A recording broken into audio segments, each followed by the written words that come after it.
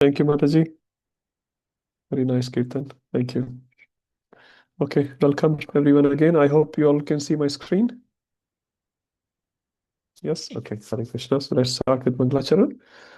Om Jnanatimirandasya Jnananjana Chakshurunmilitam Yena Tasmai Shri Gurve Namaha Shri Chaitanya Manobhishtam Stapitam Yena Bhutale Swayam Rupa Kadamahyam Dadati Sapadantikam Vandeham Shri Guru Shri Juta Padakamalam Shri Gurun Vaishnavancha श्रीरूपं साग्रजातं सहगण रघुनाथान्वितं तं सजीवं साद्वैतं सावधूतं परिजनसहितं कृष्णचैतन्यदेवं श्रीराधाकृष्णपादान् सहगण ललिता श्रीविशाखान्वितांश्च हे कृष्ण करुणा सिन्धो दीनबन्धो जगत्पते गोपेश गोपिका कान्ता राधा कान्ता नमस्तुते तप्त काञ्चन गौराङ्गी राधे वृन्दावनेश्वरी वृषभानुसुते देवी प्रणमामि हरिप्रिये वाञ्छाकल्पतरुभ्यश्च कृपा सिन्धुभ्य एव च पतितानां पावनेभ्यो वैष्णवेभ्यो नमो नमः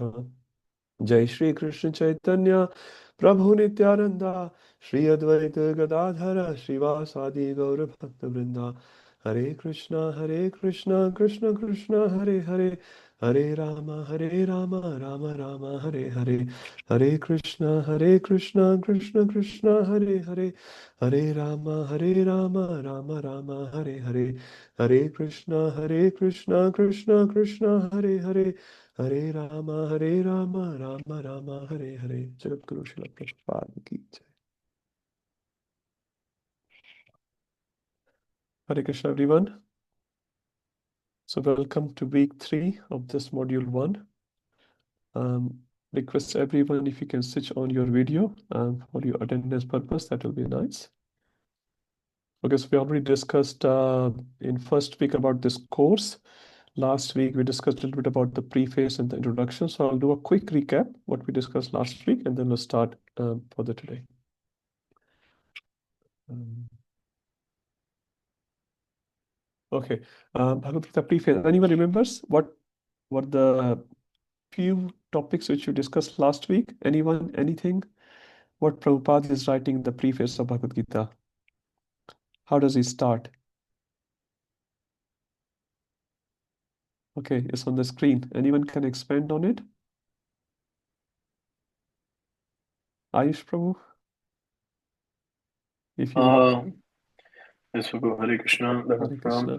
So, I, from roughly what I remember, first it was the preface was talking about what is the authenticity of Bhagavad Gita, and in that it was given that how the Bhagavad Gita is historical. I mean, the genuine historical authorized movement. It has been practiced for many thousands of years, and that's why he's trying to present the movement as it is, and it's very popular amongst the youth. Even we were talking about how even in today's time we can see how many youths are getting attracted to this movement, and how even when Prabhupada was preaching at that time, also a lot of in the Western countries, a lot of youth were attracted to this movement, Yes. and yeah.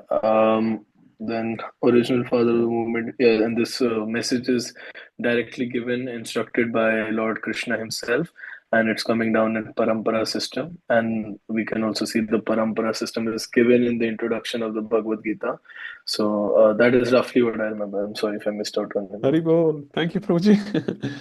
You remember practically every point. Thank you. Very nice. So as Ayush Prabhu just explained, we discuss about this movement and how it's completely authorized. Also, Prabhupada gives credit to his spiritual master. He does not keep any credit for himself. And he says the only credit is, I try to present this knowledge received by my Guru Maharaj and our Acharyas. Try to present the knowledge as it is. I have not added anything. I have not deleted anything. So we also have to do the same thing. And the message will be very powerful. The message gets diluted when we put our material intelligence in the message. Obviously, time, place, and circumstances, how we present the philosophy may differ, but the principles never change. So, principles coming in parampara never change, no matter what is the time, what's the place, and what's the circumstances. The presentation of those principles may change. Lord Krishna, Prabhupada talks about, and Prabhupada presents 4 points about Lord Krishna. Anyone remembers any one point? What's the first point Prabhupada presents about Lord Krishna in the preface? He is Supreme Personality of Godhead. Hare Krishna. Thank you very much, Mataji. Second point, anyone remembers? Ekale Bhagavan Krishna Ar Sabha. Sab Bhratya. Thank you. Very nice. So Krishna Krishna, is the only Krishna is Supreme the Personality. absolute truth. Yeah. Krishna is absolute truth. Thank you, Salon Prabhu. And Krishna's body and soul is known different. So this is what Prabhupada writes. Krishna and his inner spirit is known different. So Krishna is completely spiritual. Are we completely spiritual?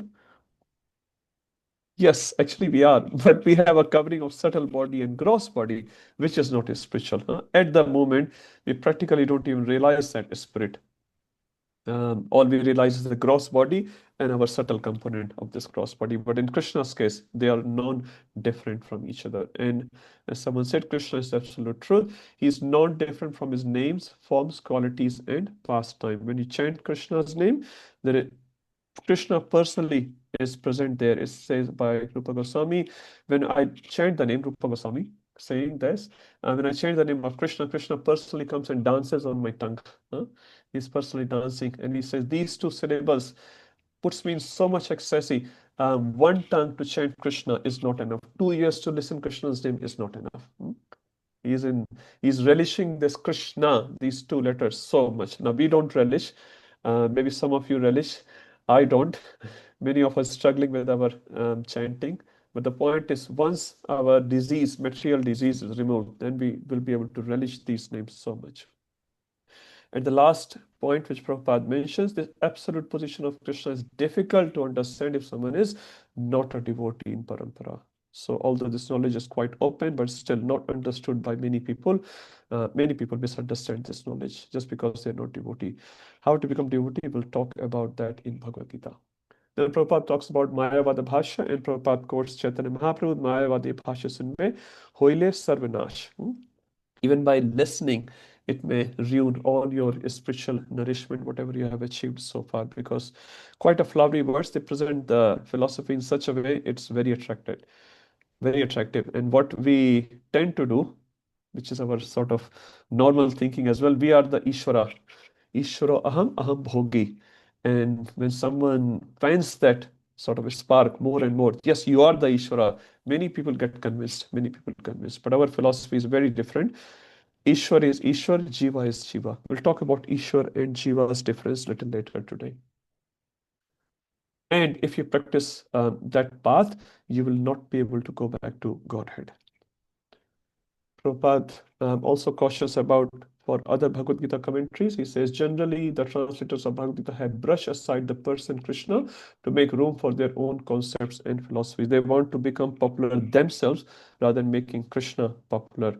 I think Srinivas Prabhu was talking last week about Indian president writing a commentary on Bhagavad Gita.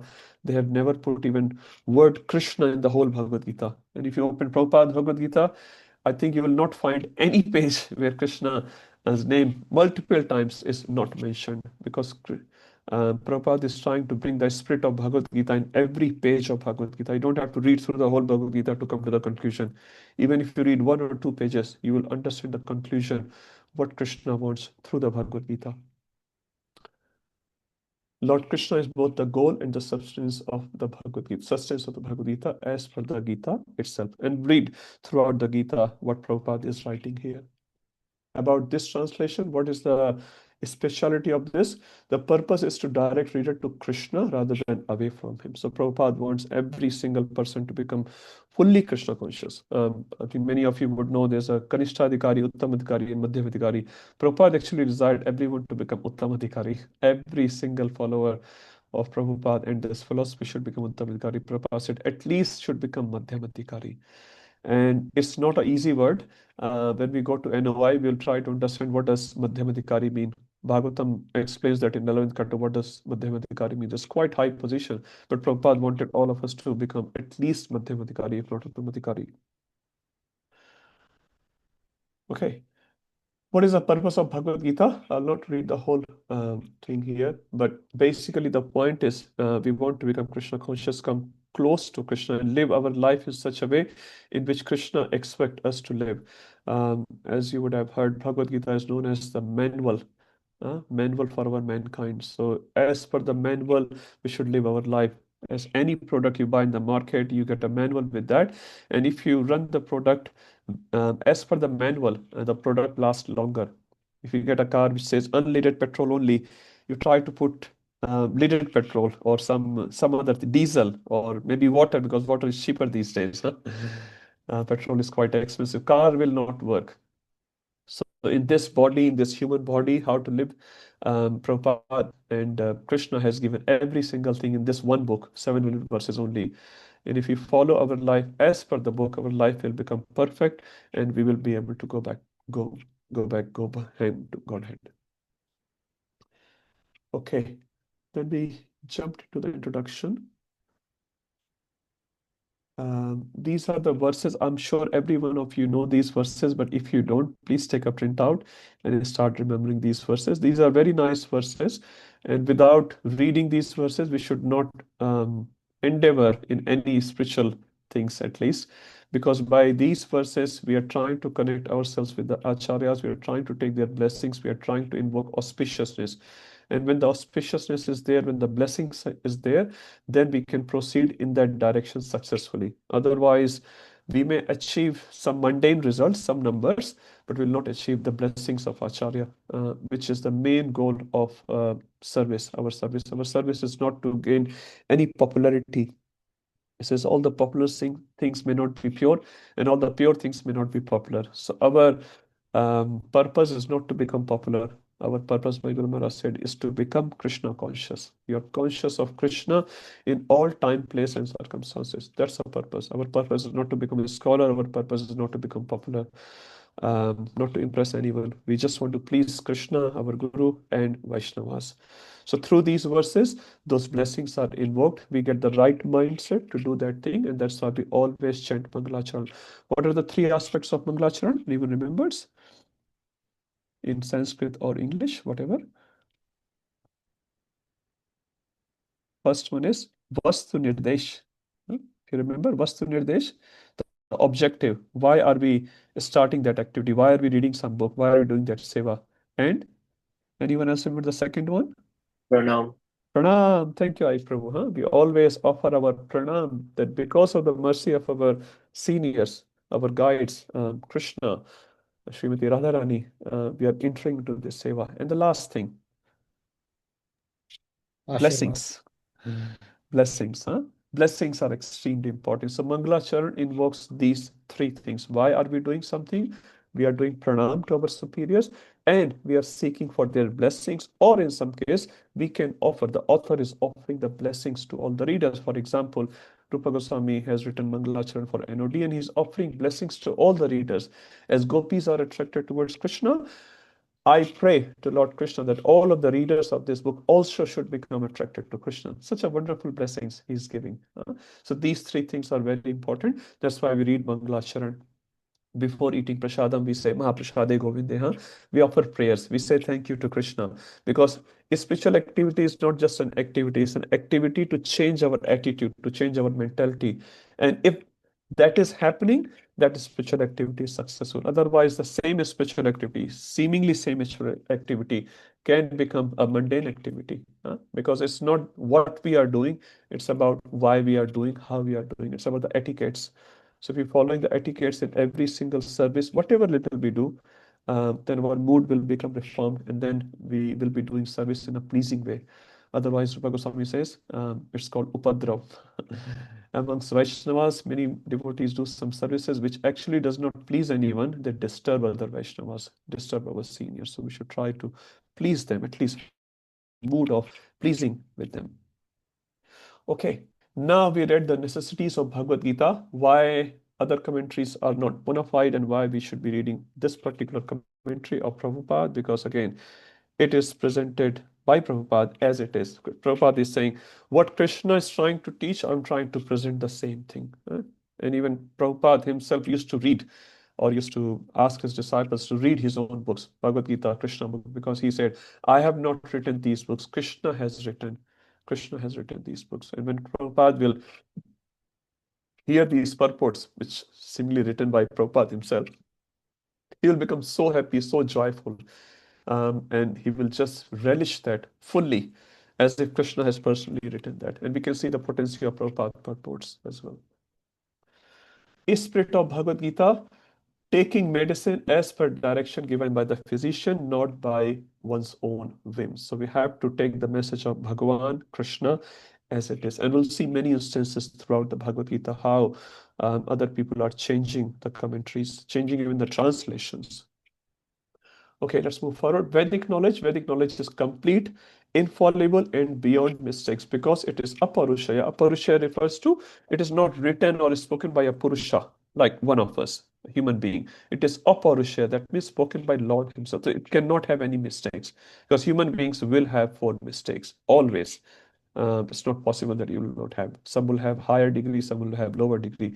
But those mistakes does not exist in Supreme Lord. And this knowledge, because it's given by Supreme Lord himself, it is infallible, it's complete, it's valid in 2025, it will be valid in 2026. It was valid 5,000 years ago. It will be valid 50,000 years later as well. It was valid for Surya Dev, Vivaswan. It is valid for Arjun. It is valid for you and me as well. There's no relevant topic for a human mankind, for the existence of human mankind, which does not exist in Bhagavad Gita, which has not been discussed in Bhagavad Gita.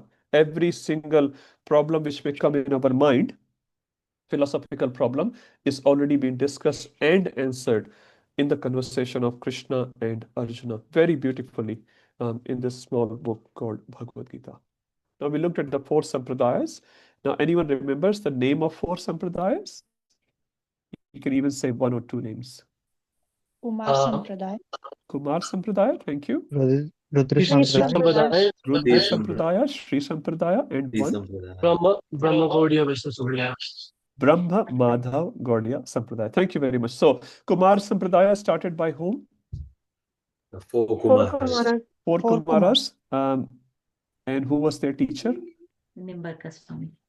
Madhva. No, Kumara's guru. Who was the guru of Kumaras? 4 Kumaras. Narad Muni. No. Brahmaji. No. Lord Krishna. Krishna. Any sampradaya has to start from Krishna. No. No one other than Krishna can be the guru of these 4 people. So if you look at these Lord Shiva or Shriji or Lakshmiji or these 4 Kumaras, everyone's guru is Krishna. Now, in their parampara, many disciples came, which is fine, but their guru is Krishna. And that's why Sri Sampradaya, when we say the guru of Sri is Krishna. Rudra Sampradaya, guru of Shiva is Krishna. Guru of 4 Kumaras is Krishna. So Krishna personally gave this knowledge. Now, where do we sit? In the first one, we are known as Brahma Madhav Gaudiya Sampradaya. What does Madhav mean? Anyone can say? We should know our own Sampradaya. It starts from Madhvacharya. That's why it is Madhva. Not it starts from Madhvacharya. In the disciplic succession in this parampara, Madhvacharya was a very prominent acharya. So knowledge was lost. Madhvacharya sort of re-established it. Now we can have a big class on these 4 sampradaya, but yeah, we should know some prominent things here. So Madhvacharya restarted. Like from Narad Muni, you can see the number is Madhvacharya. Now many people in between came, but Madhvacharya sort of re-established the teaching people practically lost. So that's why Madhvacharya. In Sri Sampradaya, Ramanujacharya is very popular. You can see after Sriji, it's Ramanujacharya. Again, so Sampradaya was carrying on, but Ramanujacharya re-established the teaching in such a way people could hear that message very, very clearly.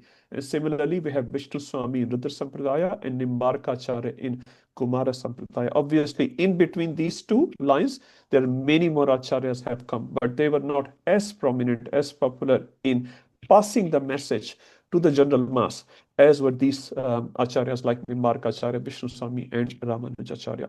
So Brahma Madhav, and the third we say Gaudiya. Gaudiya refers to Sri Chaitanya Mahaprabhu, also refers to Gaudadesh. Sri Chaitanya Mahaprabhu also after Madhvacharya. So Madhvacharya came roughly around 1100th century, and Sri Chaitanya Mahaprabhu came around. Anyone knows what's the birth year of Sri Chaitanya Mahaprabhu? Rough? Something 1460 1400 something. 1807. 1496. 1500. 1500. 14, No, 9. 14 something, yeah. 14 is correct. 96. Yes. 1486. I'm sorry, 1486. 1486 is the birth year of Sri Chaitanya. Okay, sorry, appearance here. He doesn't take birth, but he appears. So Sri Chaitanya Mahaprabhu in this Bhumandal appeared in this incarnation 1486. So there was a gap of around 400 years between Madhvacharya and Sri Chaitanya Mahaprabhu. Again, Sri Chaitanya Mahaprabhu took these teachings. Actually, he took two important points from each sampradaya and he merged it together and he gave the best of the best. Actually, he is God himself. He is giving the best of the best. So if you can follow those 8 points, we can talk some other day. And then in his parampara, again the knowledge was lost. When Sri Chaitanya Mahaprabhu left after the Goswamis left, but Bhaktivinoda Thakur again revived it, and then Bhakti Siddhanta Sri Thakur took it forward, and Prabhupada took it forward, not only in India, but all throughout the world. So this is a sort of a nutshell, our Sampradaya. Sakhi Radhika Mataji. Just a quick question, Prabhu. Regarding the Madhva, I have also heard that Madhvendra Puri was the one who introduced the Radha's emotion before it was not there. So Absolutely. sometimes I have also heard devotees saying in this Madhva is also Madhvendra Puri. So I was not sure, is Haribol. that correct or not? Haribol. Yeah. So I've heard about Madhavacharya, but there is another devotee, if you didn't know, Madhavendra Puri, who was the spiritual master of the spiritual master of Sri Chaitanya Mahaprabhu. So he had a disciple known Ishwar Puri, and Ishwar Puri was the spiritual master of Sri Chaitanya Mahaprabhu. And as Mataji said, Madhavendra Puri was the one who introduced Srimati Radharani Tattva in our Sampradaya. So that Madhava may refer to both. That's what Mataji was saying. Yeah, I've heard about Madhavacharya more than Madhavendra Puri, but there may be another views as well. So regardless, after Madhvacharya, Prabhu, Madhavendra who Puri. is the, sorry to interrupt Yes, you, Mataji? who is the Guru of Chaitanya Mahaprabhu? Ishwar Puri. Puri or Ishwar Puri. Madhvendra Puri? No, Ishwar Puri, and Ishwar Puri's spiritual master is Madhavendra Puri. So Madhavendra Puri, Ishwar Puri, Chaitanya Mahaprabhu. That's the Thank you. parampara.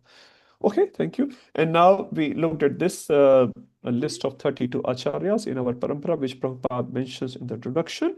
Obviously, first one is Krishna, and in this series we see last one is Prabhupada, and after Prabhupada, obviously, we have his sincere followers and disciples who are taking up this movement very nicely.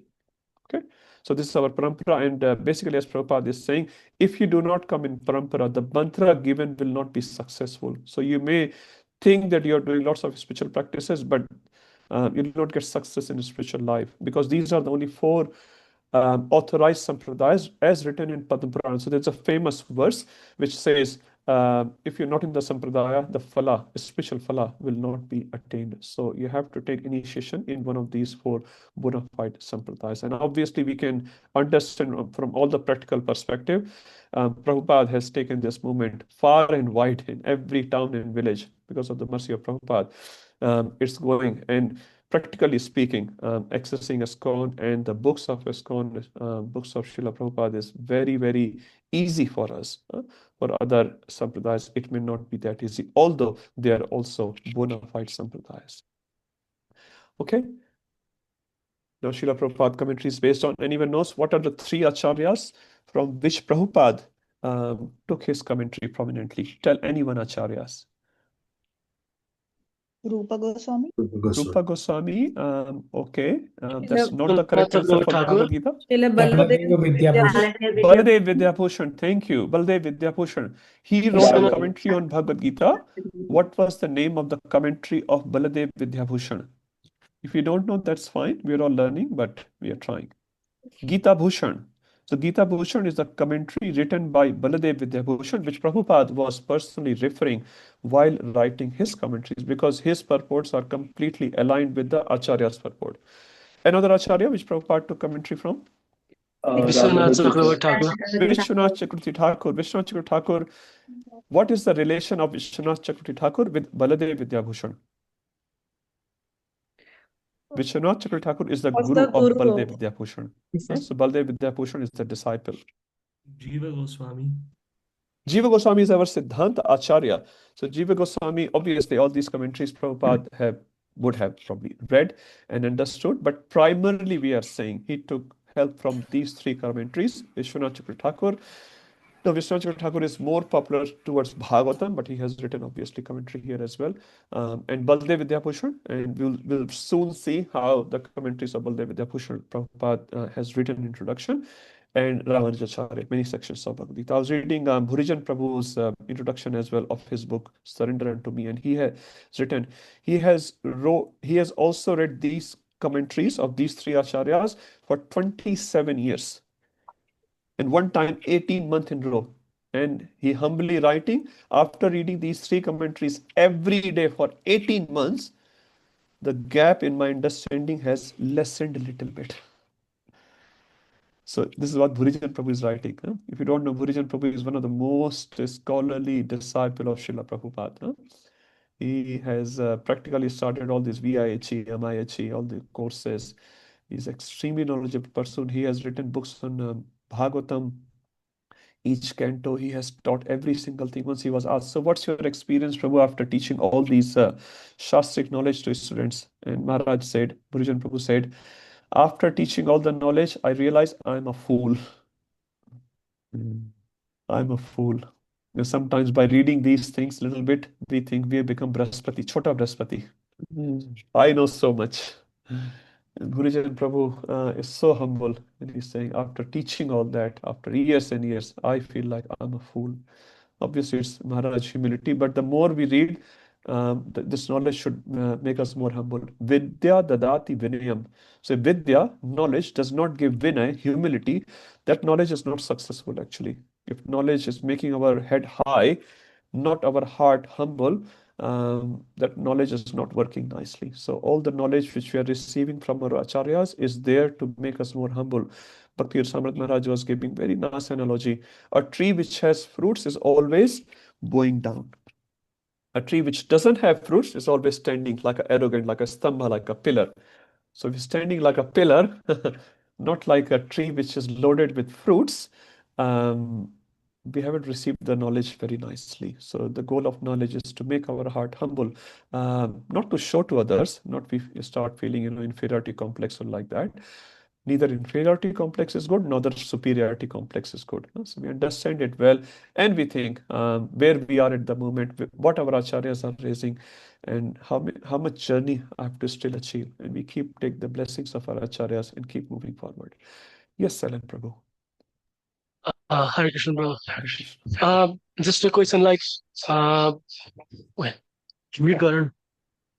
So, as you said, Prabhupada, commentary based on Baldev Vidyabhushan, Vishwanath Chakravarti Thakur, Sridhar Swami, and Ramanujacharya, we can see Baldev Vidyabhushan and Vishwanath Chakravarti Thakur falls under our sampradaya in Gita. You saw in the introduction.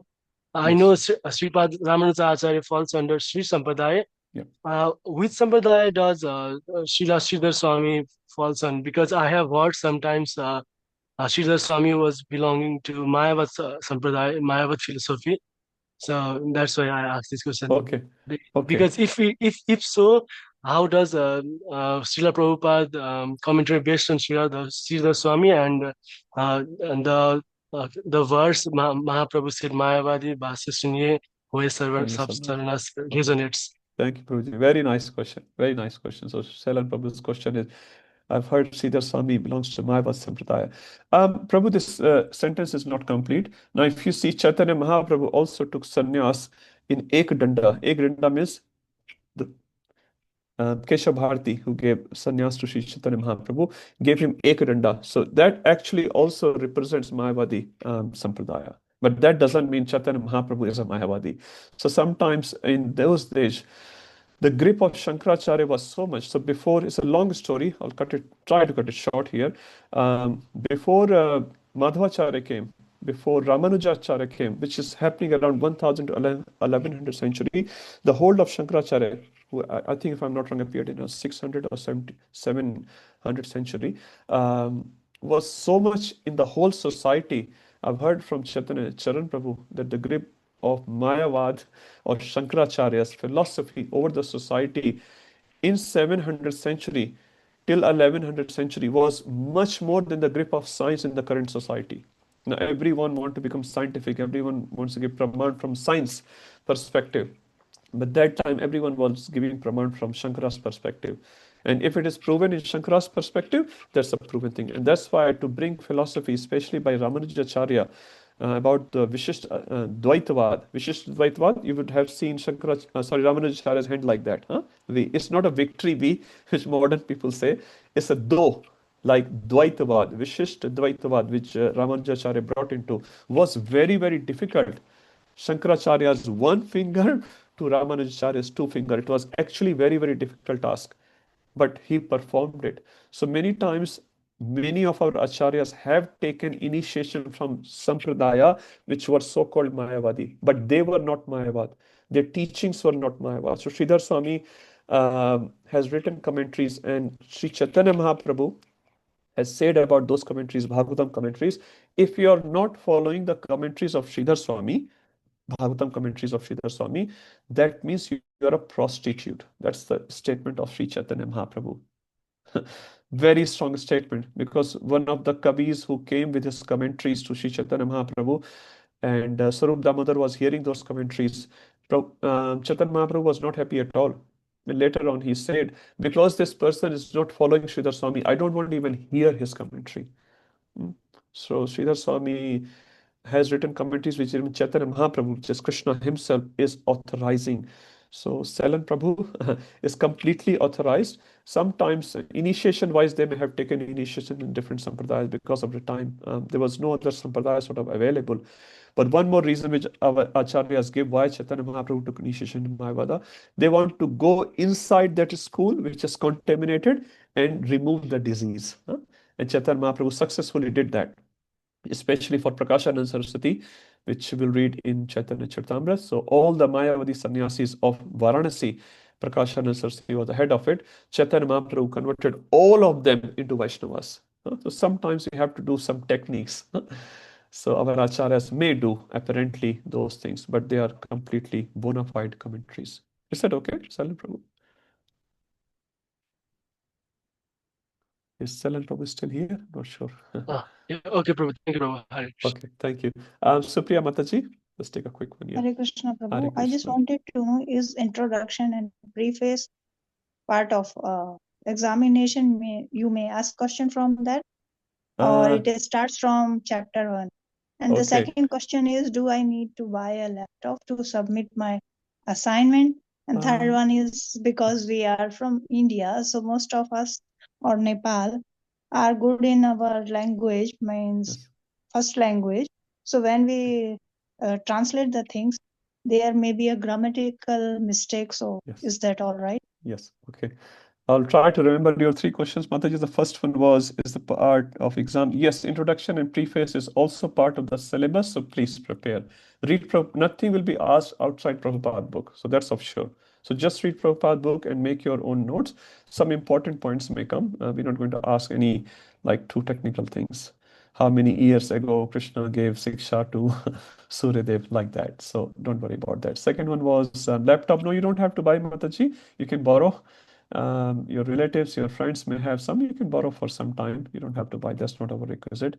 Third, about the language. So we're not going to test your English grammar skills, Mataji. So as best as possible, you try to represent your thoughts, and you may take help of your friend if that's possible, just to correct few things. But your original thoughts is the one which we are trying to see. But yeah, if you can convert into English, that would be nice.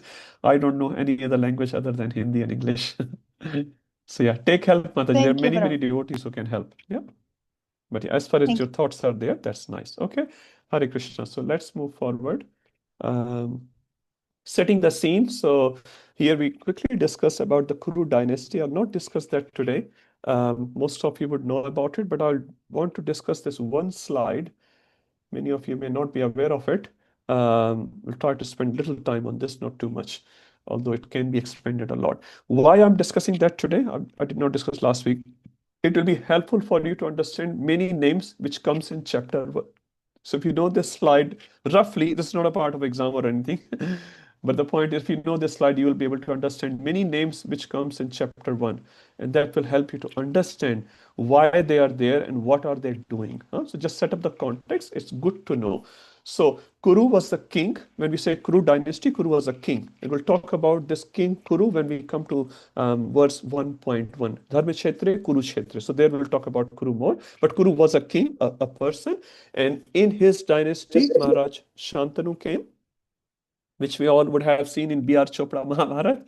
King Shantanu was there. He got married to Ganga, and Bhishma came out. There are many other things happened. I'll not discuss those things.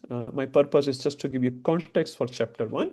So Shantanu got married to Ganga, and Bhishma came. Ganga obviously left, and Shantanu had a second married with Satyavati. Satyavati, good to know about Satyavati this much, that Satyavati was a very pious lady. She was the daughter of a fisherman, and his father has engaged Satyavati to take people from one side of the river to another side of the river to attain piety, not for money. Sometimes people say for money. No, she was not carrying the people from one side to the side for money, just to help travelers, actually. She was doing that. One time, many of you would probably know, Parashar Muni happened to travel in that boat with Satyavati, Mother Satyavati.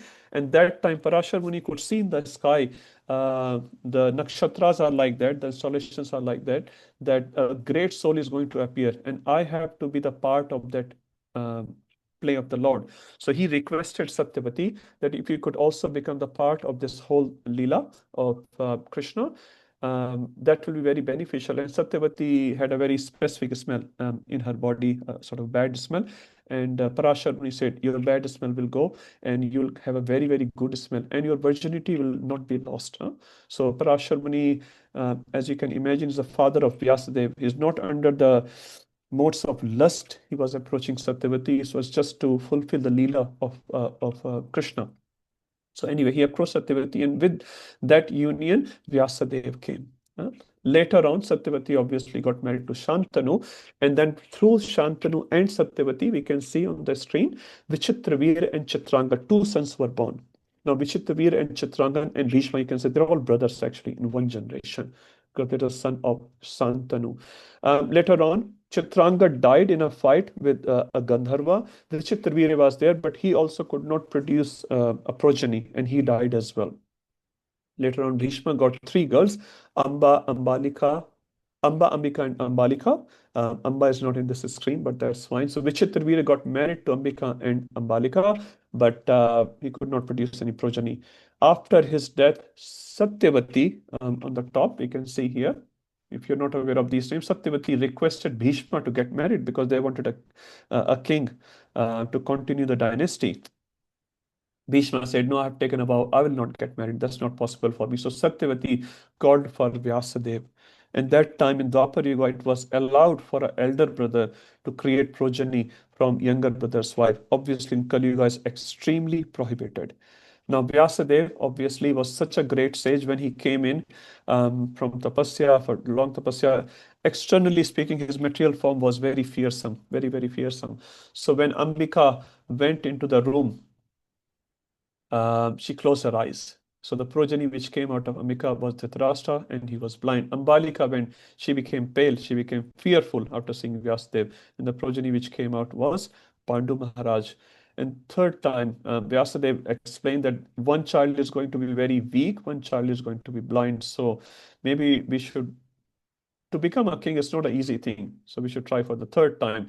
They sent a Dasi. And from that Dasi was a very respectful lady. And she bowed down to Vyasadeva, and she was not fearful at all. She was completely cool and calm. And we know Vidura came from that Dasi. Anyway, later on from Pandu, he got married to Kunti and Madhuri as well. From Kunti, he had three sons, Yudhishthira, Bhima, and Arjun. And from Madhuri, he had Nakul and Sahadev, and they are called Pandavas. So Pandu Putra are called Pandavas. From Dhritarashtra and Gandhari, we know there are 100 sons, and Duryodhana was the eldest one. Yudhishthir and all these brothers got married to Draupadi. Arjun also got married to other ladies, and one of them was Subhadra. And through Arjun and Subhadra, Abhimanyu came. We'll read these names in chapter 1.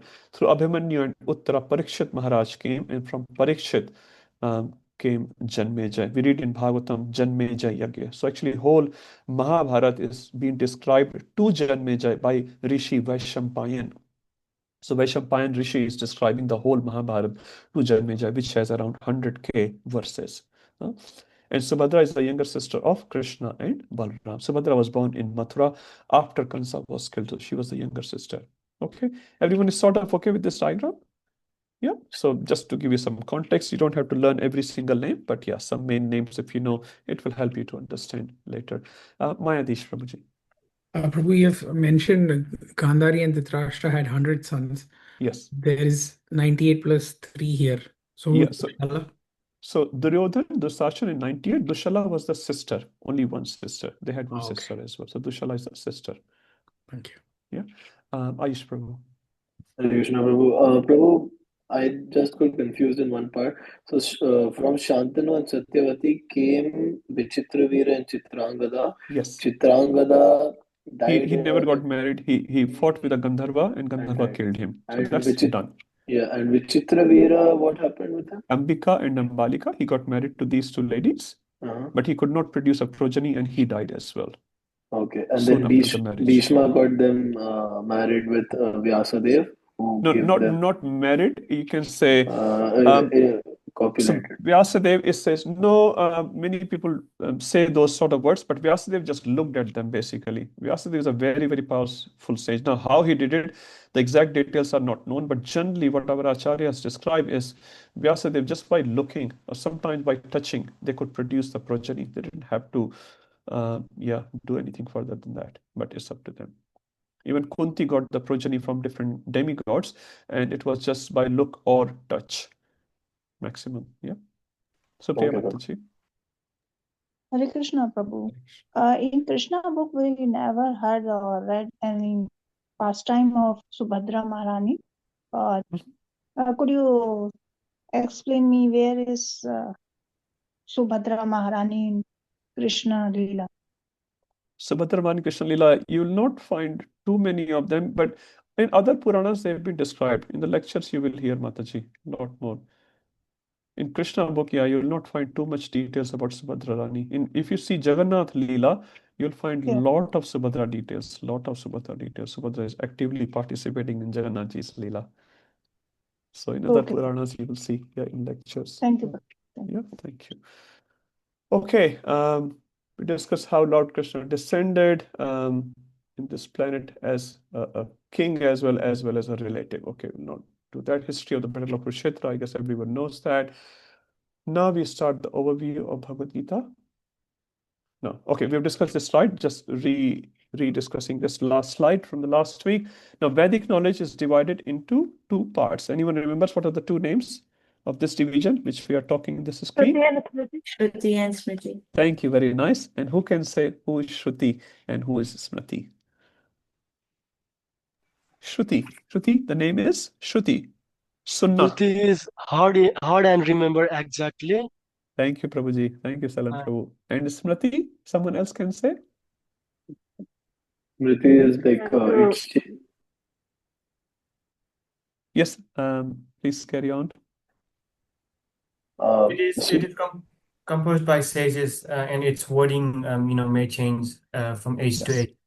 Thank you. So Smriti, one which is remembered in the mind. So sages hear the Supreme Personality of Godhead's message and they assimilate, digest, and sort of write in such a way which is very useful for the public, which people can digest.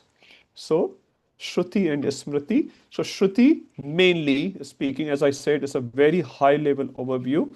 This is a very, very detailed topic, which I've tried to put in half a slide. So Vedas, Upavedas, and Vedangas, there are multiple parts within Vedas as well. We're not discussing that. All we need to know is like these three parts are there in Shruti. Many people consider Shruti as higher than Smriti, but that's not true. Even in Shrutis, in Vedas, it's written, unless you read the knowledge of Smriti, your knowledge of Vedas or Shrutis will not be complete. Sometimes Smriti is also known as Pancham Veda. So it's not necessarily correct, although many people have this misconception. They will only take Shruti Pramana, not Smriti Pramana. And we'll read Ishopanishad, we'll talk about it. Ishopanishad is a Shruti Pramana because it's an Upanishad. So the Upanishads are part of Shrutis. But Smriti, when we talk about, there are 6 divisions in Smriti: ritual sutras, tantras, pancharatras, puranas, itihasas, and 6 darshans. Anyone remembers what's the definition of itihas? There are many meanings. The one which we discussed last week. Itihas also has multiple meanings. Itihas means history. Obviously, that's a Dynasty. translation. Yes, Prabhu? Dynasty. Can you- Yeah. Who said dynasty? Itihasa is mainly talking about dynasty. Thank you, Prabhuji. So history is generally talking about a dynasty. And Puranas, what's the difference here? Someone else? Puranas are conversation. Conversations. Thank you, Prabhuji. So basically, Puranas, roughly speaking, are the conversation. Now, dynasties can also come in Puranas, obviously, and history can come in Puranas as well. So that's not the point. But initially, say, Bhagavad Purana is a conversation between, generally speaking, Shukadev Goswami and Parikshit Maharaj, or Sutta Goswami or Naimisharan sages. That's what we say, Vidur or Maitreya. So similarly, if you look in other Puranas, there's a conversation happening. And within the conversation, you'll read many, many other things. And dynasties can also come in. If you read Itihas, what are the two popular Itihas which we are aware of? Everyone knows that one. Itihas. Ramayana and Mahabharata. Ramayana and Mahabharata. Huh? We were taught in our young ages. Ramayana and Mahabharata. Ramayana is also a dynasty of Suryavansh, and Mahabharata is Chandravansh, basically. Huh? So these are the two popular Itihasas which we know. Now, Bhagavad Gita is a part of Ramayana or Mahabharata. Everyone knows that.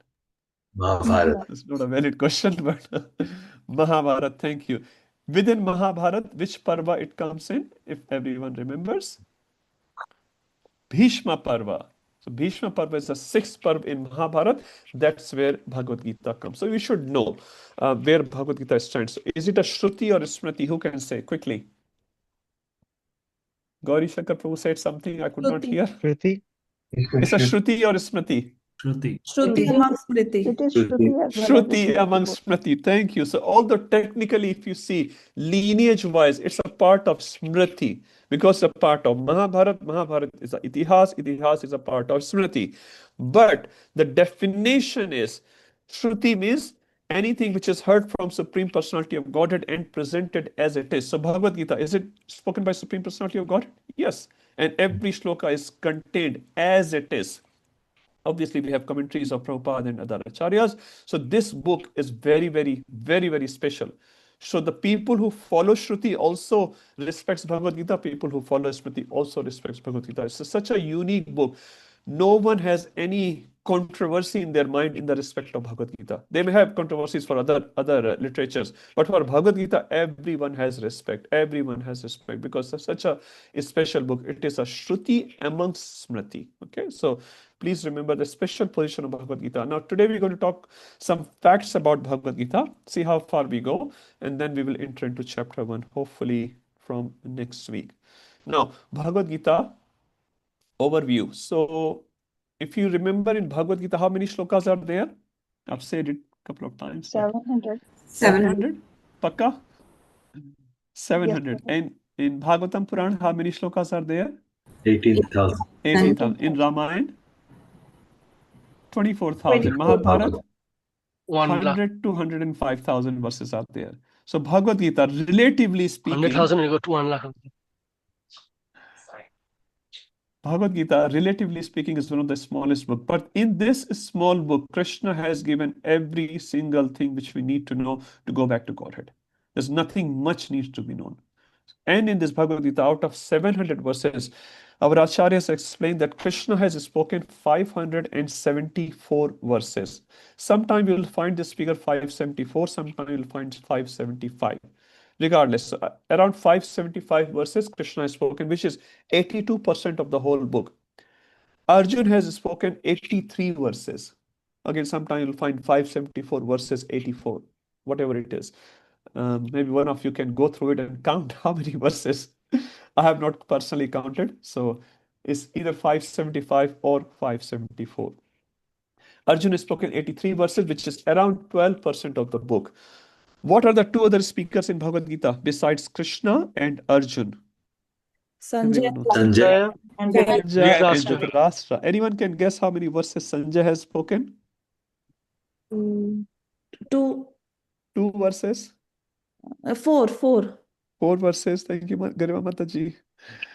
Can you multiply your digit into 10? 41 verses. Sanjay has spoken actually quite a bit, quite a bit. We'll read that all those verses in first chapter as well as in 11th chapter. We'll read and in the last chapter as well. Sanjay has spoken 41 verses, quite significant actually. And our Dhritarashtra Maharaj, guess how many? Harish One. Prabhu saying something? One. One. Pakka? Only Just one. one? Pakka? Yes. Yes. Only one verse. Dhritarashtra Uvacha. That's where Bhagavad Gita starts. And we'll hopefully read that verse soon. Sanjay. Huh? And then Sanjaya Uvacha. Yeah, thank you. So this is the division if you wanted to. Remember, it's not going to come in the exam, but it's good to know about Bhagavad Gita, few facts. So 575 by Krishna, 83 by Arjuna, 41 by Sanjay, and 1 by Dhritarashtra. Yes, Aish Prabhu. Sorry, Prabhu, wasn't it one is when Dhritarashtra starts Dharmashetra, Kurukshetra, and then there's one where at the end he asks Sanjaya, what is the possibility of what is the possibility of my sons winning? He Is that never asked. Duryodhan? Oh, sorry, that's Duryodhan, I think. No, he never asked any other question, Prabhuji, in Bhagavad Gita. But Sanjay answered this question. I'll talk about that verse when I reach there. This is 1.1. He is asking what you are asking, Prabhuji, in the same verse. What's the possibility? That comes in 1.1 itself, Prabhu. So in Bhagavad Gita, 700 verses, this last only spoke the first verse of Bhagavad Gita, and that's the last one as well. Okay, so these are some facts about Bhagavad Gita. It's good to know. Now you can say Krishna only spoke 575 verses, and we say Bhagavad Gita is spoken by Krishna, but 125 verses are not spoken by Krishna, but still we call it Bhagavad Gita is spoken by Krishna. So Baladev Vidyabhushan actually have analyzed this very nicely, and he said, anything which is helping us to understand the message of Lord is also the message of Lord and receives the same significance as the message of Lord. Now, if you see, the Bhagavad Gita is a conversation between Krishna and Arjuna at one level. Another level is a conversation between Dhritarashtra and Sanjaya. So it's a conversation. Now, in the conversation, Arjuna is asking a question, Krishna is responding. Arjuna is asking a question, Krishna is responding, and then expanding upon it. And Arjuna is saying something, Krishna is saying something. So we cannot say verses spoken by Arjuna are not relevant, or verses spoken by Dhritarashtra, because if Dhritarashtra will not set up the context, the conversation may not reach there. So Baladev Vidyabhushan says anything which takes us to the same message which Krishna is wanting to give takes the same significance. So that's why every single verse of Bhagavad Gita is transcendental. It's not, I will not read anywhere where it says Dhritarashtra Vacha. I will only read Sri Bhagavan Vacha. So these 700 verses which is in this book are all transcendental verses. Now some verses may be more relevant for us, that's a different story, but every single verse is very useful and is transcendental. And it is a relevant part of Bhagavad Gita.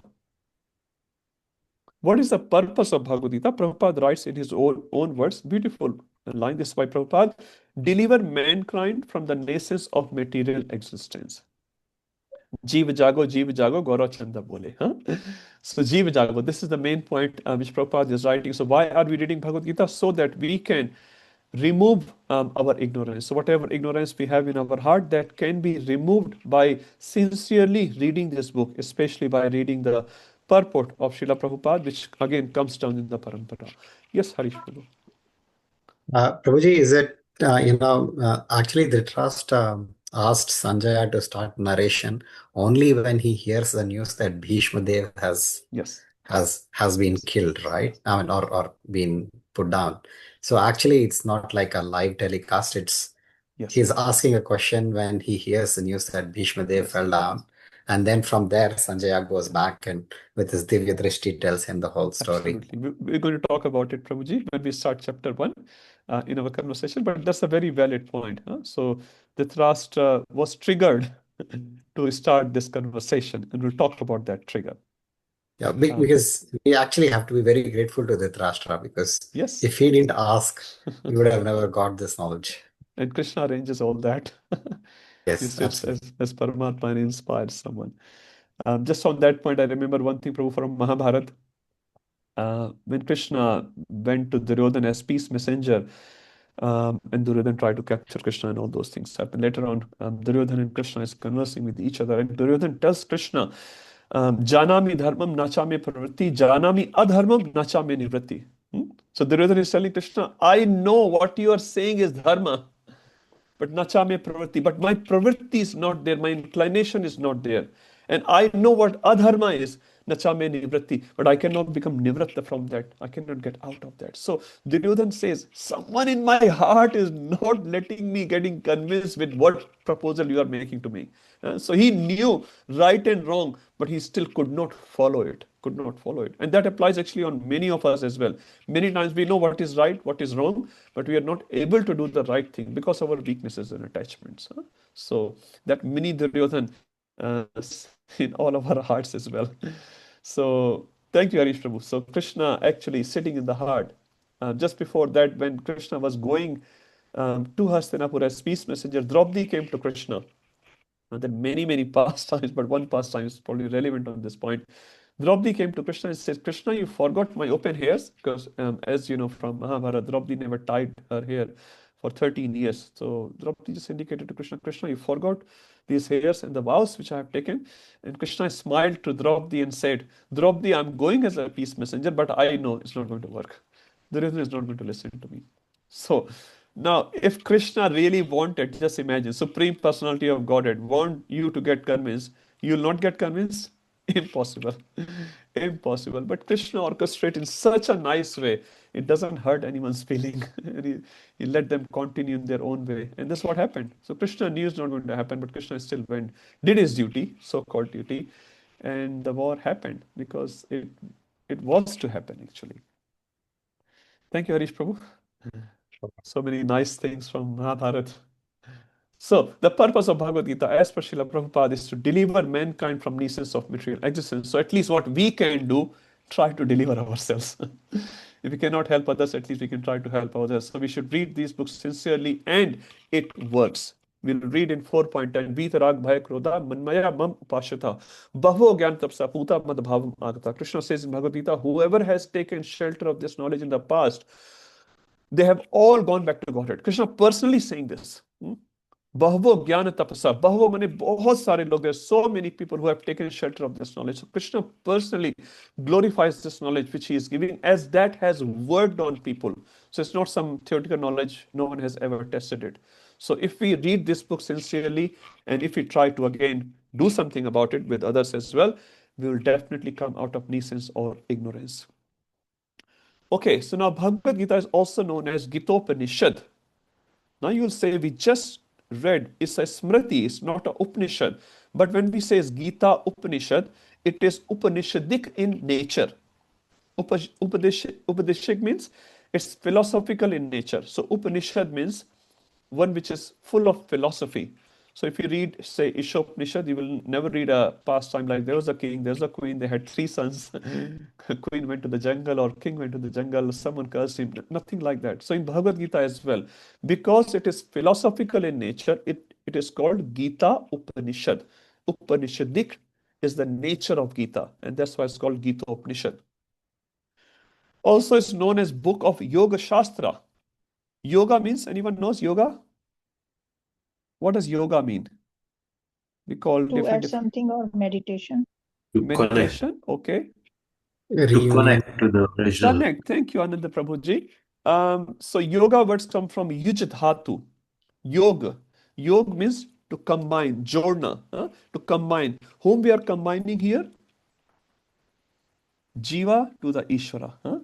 So Gita helps us in this yoga process, in this combination process. And obviously there are multiple types of yogas, but in the word yoga, if you just see the word yoga for 1 minute, so in Bhagavad Gita, word yoga has been used 78 times. So out of 700 verses, word yoga in its own form has been used 78 times.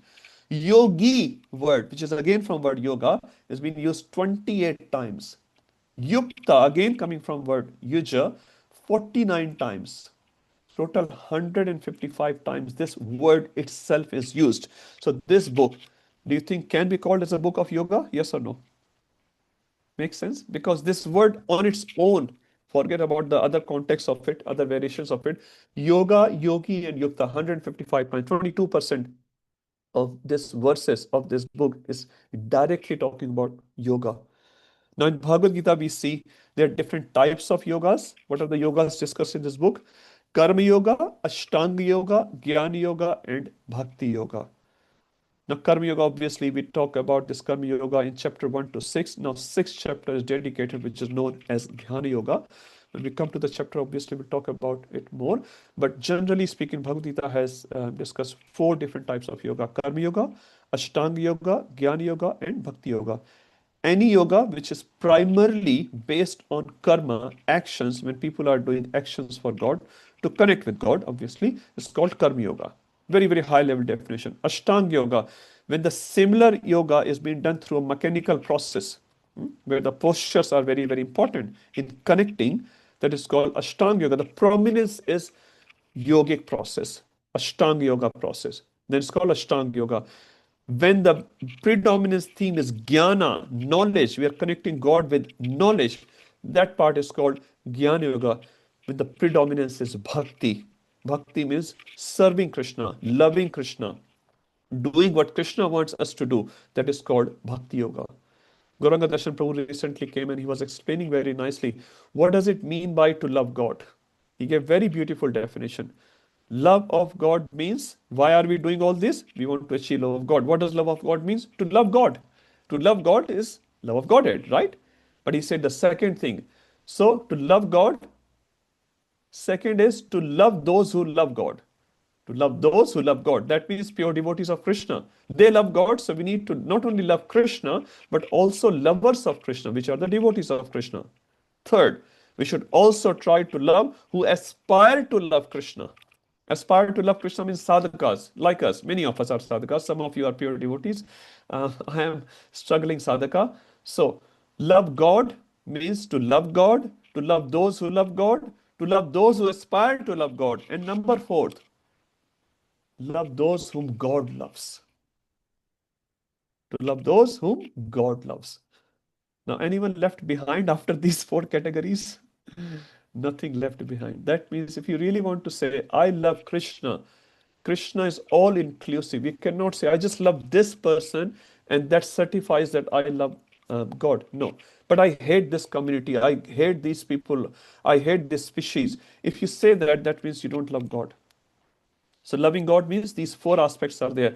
And this is what our objective is. We are not Indians, we are not Australians, not Americans, we are white, black, brown, Nepalese. We are none of them. Jivera Sarup Hoy Krishna Nitya Das. And what does Nitya Das mean? Radhanath Maharaj said, Nitya Das means you are Das of Krishna eternally, including today. Not that when you get moksha, you'll become Das of Krishna. No, even today, you are Das of Krishna. And how do you prove you are Das of Krishna? You love Krishna. How do you love Krishna? By loving these 4. You love Krishna, definitely you love Radha Gopinath. And you love those who love Radha Gopinath. Definitely. They are pure devotees. Huh? Krishna says in Mahabharata Adipar, whoever says, I am your devotee, he is not my devotee. But whoever says, I am the devotee of your devotee, he is definitely my devotee. Krishna says that in Adipar. He's telling to Arjuna. So we should not try to become a direct devotee of Lord. We should try to become devotee of the devotee. Aham bhakta paradino hi aswatantra ivadija. Sadhvirdrashtridiyo bhaktair bhakta janaha priya. He says, Krishna is telling to Durvasa Muni, 9th canto, 9.463, Aham bhakta paradino. I am under the complete guidance of my devotees. Paradhin. I'm not swatantra. He aswatantra. Aswatantra. I'm not free at all. My devotees are captured in my heart. And what to speak of my devotees? Even the devotees of my devotees are very, very dear to me. Very, very dear to me. Chaitanya Mahaprabhu said in Chaitanya Charitamrita, even, this is to Sarvabhauma Bhattacharya, even a dog of your family is very dear to me. He says that. What to speak of your relative? Because one of his relative was not very favorable to Chaitanya Mahaprabhu. But Chaitanya Mahaprabhu was specifying Sarvabhauma Bhattacharya and he says, what to speak of your relative means human relative. Even the dog of your family is very, very dear to me. So Bhaktivinoda Thakur says, I don't want to become Brahma in a universe where Brahma is not a devotee. I want to become a kita, an insect into the highest of a devotee. So that should be our aspiration. So if we can aspire to become very humble servant of the servant of Lord, then our devotional journey will go very, very high with full speed. We're trying to become devotee ourselves directly, it may become very difficult. Okay, it's just an overview. Okay, Mayadish Prabhu. Prabhu, could you repeat those 4 again? Sorry. Okay. Someone else can help me? Number 1, love God. Number 2, love those who love God. They love. Like we cannot say we love God. I can't say about myself. I love so many other things as well. Huh? We aspire to love God. So third category, Mahadish Prabhu, is one who aspire to love God. Huh? That means sadhakas. They love God as well as material world. Huh? They're in between.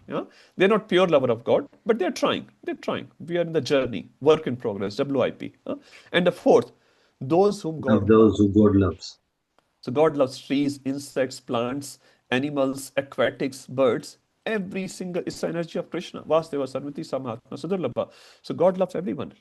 Aham sarvasya prabhu matta sarvam pravartate. So God loves everyone. So basically the point here is, Prabhuji, we have to love everyone. Now how we show our love, that will vary. That will vary. We cannot show our love, what we'll show to a devotee than to a tiger. If you go and try to touch the feet of Tiger Maharaj, please give me blessings, he'll not come back to report it. So you go to a sannyasi or go to a brahmachari, please Prabhuji, give your blessing so I can also progress. But you see the same soul in the body of the tiger or in the body of a chandal. But your reciprocation, external reciprocation may vary. Mahadish Prabhu, is that okay? Yeah. Okay. Meera Mataji. Hi Krishna. I just had one question. Like you said, like when God loves everybody, so we should love all of them. But then that's because that's God, but we are humans. So let's say if someone who talks ill about Krishna, like the atheists and the agnostic people, how can you love them? Yes, very, very nice Very question, difficult. Mataji. Like Yeah, I it's mean, very difficult. like theoretically maybe yes, but logically and emotionally, how do you bond with them? Yeah, and that's why we need a lot of maturity, Mataji. Once Prabhupada was asked, Prabhupada, everyone loves you so much, and Prabhupada responded, because I love them. I love them so much. So basically, the point is, internally, we should know what the divisions are. They're all souls. They're just conditioned. But externally, our behavior may vary. Like in this picture, you can see Arjuna is going to fight war. He's going to kill many, many people. But he's still a pure devotee of Lord. So this external side of it. Lord Ram had to kill Raman, but he never hated Ram. Ram never hated Raman. It says when Ravan died, Vibhishan was asked that he should do the final rites of Ravan. And Vibhishan said, I'm not going to do the final rites. He was such an impure person. He had kidnapped Jagat Janni Mother Sita. But Lord Ram corrected Vibhishan. He said, Ravan's body is gone. The sinful body is gone. He is a pure soul. You must do the Anteshti, the final rites of Ravan. And Vibhishan did that. So Ram had full rights to hate Ravan, for example, right? But he had no hatred. He gave him so many opportunities. Now, as a human, we are very simple people. It can be difficult, and externally you may have to, fight or argue and sort of stand for your rights and all those things. That's okay. That's okay. We should do as far as it's possible. But internally, we should never hate anyone. Internally, they're all conditioned, and we are also conditioned. And we should at least aspire that Krishna, please give them intelligence. When Prabhupada disciple was telling very nicely how to inspire other people who hate you, one of the things he said, I'm just remembering, and he said, if someone hates you and you don't hate him or her or that person, but they hate you, so you pray to Paramatma, because Paramatma sits in your heart, Paramatma sits in their heart as well. And you pray to Paramatma and say, Paramatma, I don't hate this person. I have no enmity towards this person. Please, you inspire, because you are sitting in that heart as well, to this person, that his heart should become cleansed. And Paramatma will help. So prayers help a lot. Externally, you may be a lawyer or something, you have to fight in the court. You may have to fight in the war to protect your nation or to protect your community, and that's all okay. That's all okay. But internal hatred should not be there. Understanding should be there. Last thing, Arjun also will raise the same question, Meera Mataji, in the 6th chapter. We'll talk about it. I think 628 or 27, somewhere there. Arjun raises the same question. He says, how can I love Duryodhana? Because Duryodhana is Duryodhana. So your question is very valid question, Mataji. It's a question of Arjun in the Bhagavad Gita. We'll expand on it when we reach there. Okay. Sakhi Radhika Mataji. Prabhuji, just quickly on that which you were saying, there is this story of Kanchipuram and Vardaraji. Yes, if you want to share. Please, Mata, you tell. Very nice pastime. Thank you for reminding me. So quickly I'll tell. Yes, so yes. Kanchipuram was a very, very exalted devotee of Vardharaj, and he used to fan Lord, and he was such a pure devotee that he could talk to the Lord directly, and they would have conversation Mata, every. just quickly, just if people don't know, Vardharaj is a deity of Krishna, Yeah. and Kanchipur is serving. Yes, Mata, please continue. Yeah, so Vardharaj is none other than Krishna only, and he's Kanchipuram is fanning Vardharaj every day, and they at that time they are talking. So Vardharaj is very, very happy with him, and one time one of his assistants, like a younger devotee, asked Kanchipuram to go and ask, please, can you ask Vardharaj that when will I go back home, back to Godhead? And Kanchipuram said, okay, I will ask for you.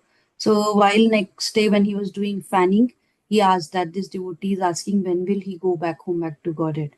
So Vardharaj ji said that this lifetime only he will go back home, back to Godhead. So he was like, wow, like he is just doing simple service. He is doing service to other devotees, not much he's doing, he was thinking. So then he asked, he thought this, that I should also ask. And he asked for himself. And Vardharaj said that it will take some more lifetimes for you. Exact number I don't remember. He actually gave an exact number. And then Kanchipuram was like taken back that I am talking to you and I am doing so much service. I am taking care of the whole temple, everything. How is that he's going in one lifetime and I am taking more? He said, because he is serving you, he is serving the devotees of mine. Our this thing is done. You are giving me service, I am talking to you. So it is give and take relationship, business finish. But this person is doing for you and for other devotees. So Krishna loves those who serve and love his devotees. That was the story. Can I add one more line, Mataji? Yes, yes. So as soon as Kanchipur heard that I'm not Yes. going to go back to Godhead because I'm serving Lord directly. Lord says, you're serving me directly and they're serving you. So you should serve also devotees. Immediately he left the fan Fan and he down left. and Lord said, where are you going? You know, it's a summer season and someone stops the fan. He said, where are you going? He said, you only told I have to serve a devotee. I'll not serve you. I'll serve devotee now. So he found devotee, he took initiation and he came back and Lord said, now you'll go back to Godhead in this lifetime. Thank you, Mata. Very, very nice example. So please serve devotees doesn't mean you don't serve the Lord, but we serve the Lord under the guidance of devotee. So that becomes a same seva. Thank you, Mata. Sanjay Prabhu. Hare Krishna, Prabhuji. Hare Tanat Krishna. Pranam. Prabhuji, Prabhuji, this topic is something I personally struggle with a lot, sort of serving devotees. Prabhuji, like my clarification is, firstly, there are so many devotees in ISKCON, and there are so many different styles, personalities. Everyone's sort of approach to discriminating between right and wrong and service and style is so different. So how, if I sort of, and there can also be sort of exploitative mentality from people by taking advantage of this line that one should serve devotees. And, you know, there have been so many occasions by just sort of trying to do this, people have lost their energy and health and sort of just, so I'm constantly trying to study on this and research on this.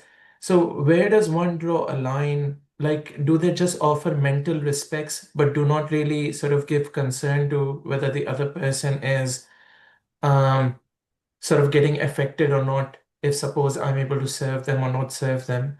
But in my mind, I'm able to still mentally offer them respects, but just not able to physically help them in their sort of mission. But then I'm helping other people in their mission where I feel like I'm more aligned in my sort of mentality. So I just want to get your guidance on this, Prabhu, that I know we say love God, and a symptom of loving God is doing something for them, and then loving devotees, then a symptom is of loving devotees is doing something for them. But then I may not be able to do something for all the devotees. Absolutely, Just because we are because not of, Lord. We are very simple jivas. But at least the mentality should be, I want yeah, to serve them. Mentality. yeah, Physically, probably we are limited. Time-wise, we are limited. Sthan-wise, we are limited. You can't be present in 5 different services at the same time. Although devotees may love you. Sanjay Vyas Prabhu, please come here, come here, come here. How many places you can go? Prabhu is a big topic. Cutting it short, try to serve Uttam Adhikari the most, Madhyam Adhikari in the medium, and Kanishta Adhikari the lowest. Again, time, place, circumstances may vary. On the instruction of Uttam Adhikari, you may do a lot of seva for Kanishta Adhikaris, but it's there.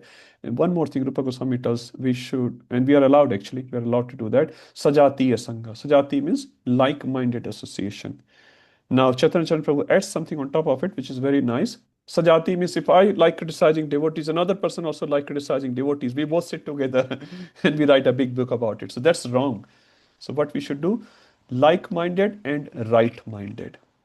So if I'm wrong, I should have good friends that my friends should be able to correct me. Bharat Maharaj, for example, why did he fall down? One reason Acharya said, he was not associating with devotees at all. So he was living alone in jungle and doing his bhajan.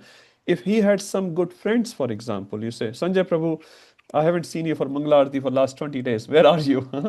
Sanjay Prabhu, what's happening? You know, some loving exchanges between devotees where you give adhikar.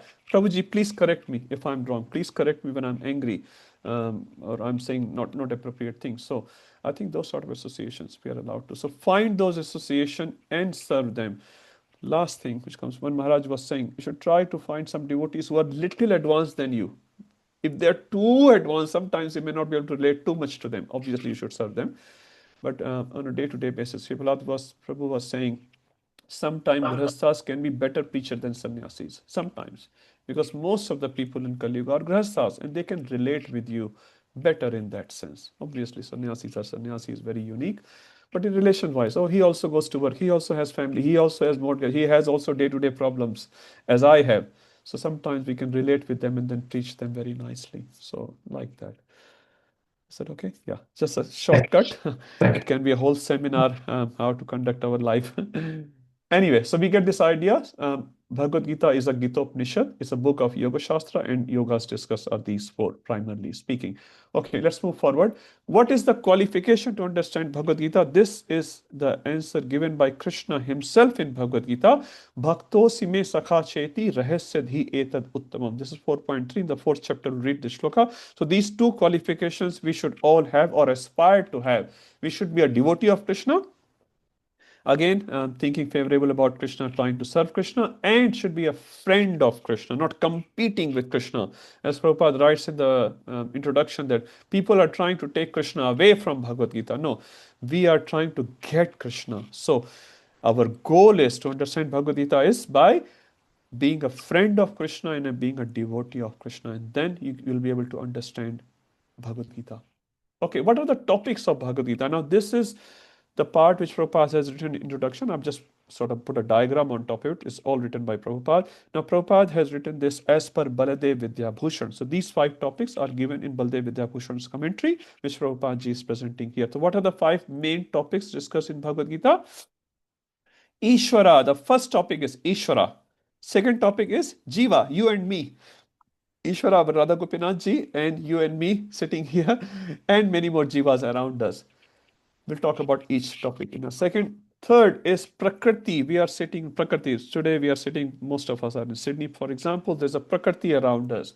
Then we have Kal, 2025, 2nd of July, 8:29 p.m. Kal.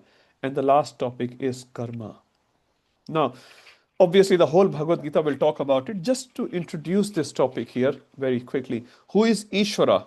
Everyone knows who is Ishvara. As we were discussing earlier, Prabhupada has written, Krishna is the Supreme Personality of Godhead. He is Purna Purushottam Bhagwan. There is no difference between his Deha and his soul. He is completely absolute truth. So he is not a relative truth like you and me. So we are, say, whatever, 25-year-old. 20 years ago, I was 25 as well. 25-year-old today. Tomorrow, it will change. Tomorrow, my location may change. My body color may change. My hairstyle can become more bold. So all those, it's a relative truth. I work at a certain place. I have a particular passport. All relative to. But Ishvara, he never changes. And he is known as Supreme Controller. Are we Ishvara in one sense? Yes, we are also Ishvara, because anyone who can control is called Ishvara. But we are not Supreme Ishvara. Brahmaji says in Brahma Samhita, everyone knows that verse, Ishvara Paramah Krishna. So he does not just say Ishvara Krishna, he said Ishvara Parama Krishna, because you and me are also able to control. I'm able to lift this glass, if you can see, maybe not. Lift this glass now. I'm a Ishvara, yes, I'm a Chota Ishvara, I'm a small Ishvara. But Krishna can control the whole. How long I can lift this glass? This glass is empty right now. It's probably 10 grams or 15 grams.